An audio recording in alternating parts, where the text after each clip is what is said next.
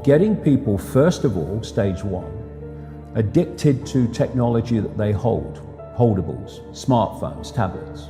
That's basically achieved. You just have to walk through a city and you see the addiction. And they're targeting specifically the young. Why? Because the young of today and the children of today are going to be the adults when they want to bring this AI connection in full blown. For that to happen, they have to get people addicted to technology to the point where they'll accept it and where it's the most natural thing in the world. And it's happening in front of our eyes. The first stage is to get people addicted to technology to the point where, at the most extreme, they'll get up in the dead of night and they'll queue, stand in line outside an Apple store to get the first of the new technology.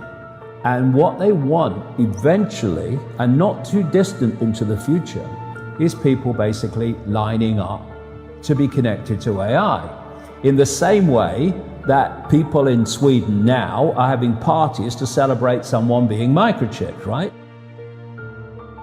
All this connects. So the next stage, because the idea is to get in the body, the next stage is to get on the body. So we went from just holdables, we went to wearables, we went to Bluetooth and Google Glass and Apple Watches and all these other gadgets that go on the body now. Even what they call electronic tattoos that are basically microchips on the skin. And the next stage is to go in the body, which is already starting in places like Sweden. And people like Ray Kurzweil, who is a Google executive. Google and Facebook are really at the cutting edge of this stuff. People think it's a social media operation only or a search engine only. No. This whole Google group now, which is given the name Alphabet, are absolutely at the cutting edge of this whole AI technology. So is Amazon. Amazon's got contracts worth hundreds of millions of dollars with the CIA and the Pentagon for cloud services and stuff. Yeah, they have massive data services. Massive, yeah. The consumers don't see. So the idea is to take this on, and what Kurzweil is saying, and he claims an 80% success rate in his predictions of incoming technology and when it will come in. But if you know when it's going to come in, then you've got a great chance of predicting it, haven't you? It's like, if you know when a stock market's going to fall because the people you are connected to are going to make it fall, well, you're going to get out just before it falls, and you're going to get in just before you know they're going to push it up. You don't have to be, Nostradamus if you know the script. This is the sales pitch, and this is why they're telling you. The sales pitch is, when we connect to artificial intelligence, we'll be superhuman. That's what the sales pitch is. That's his sales pitch. Right. That's going Siri, to be the sales pitch. Alexa, all these things. Yeah. What you've got is the idea that connect to AI and you'll become superhuman intelligent.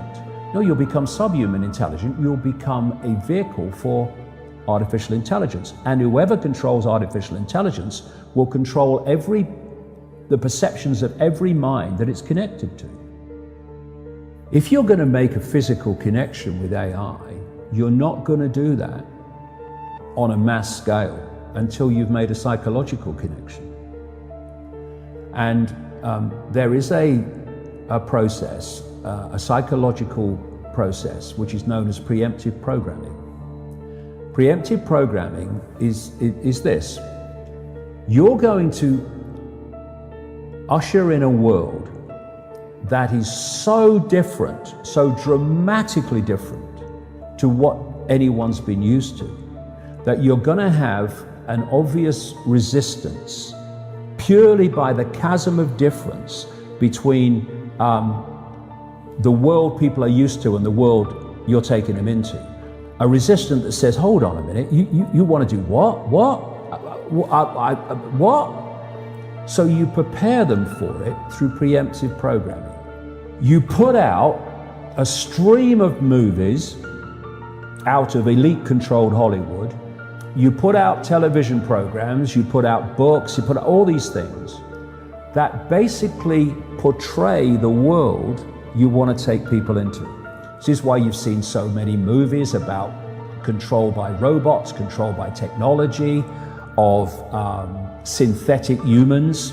You have the dystopian society being portrayed and portrayed and portrayed. And what that's doing, it's making the subconscious, to an extent the conscious mind, familiar with the world you want to usher in.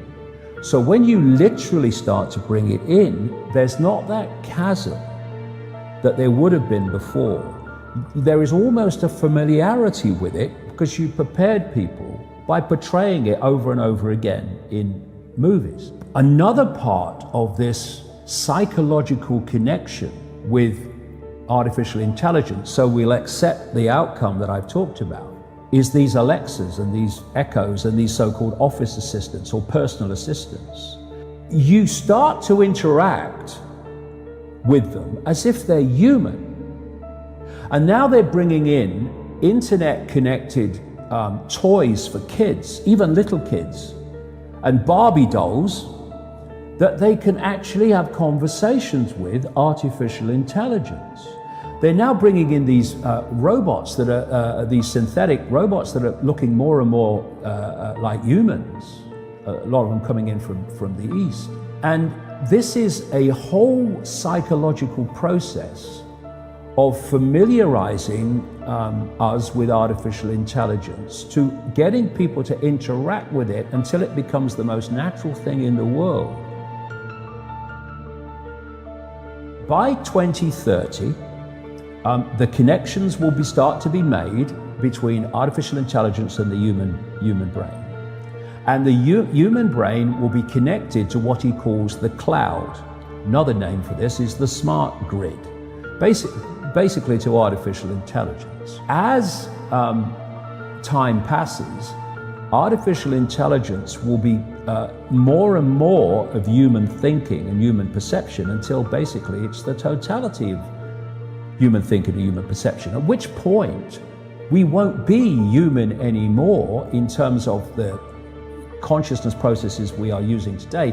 We will be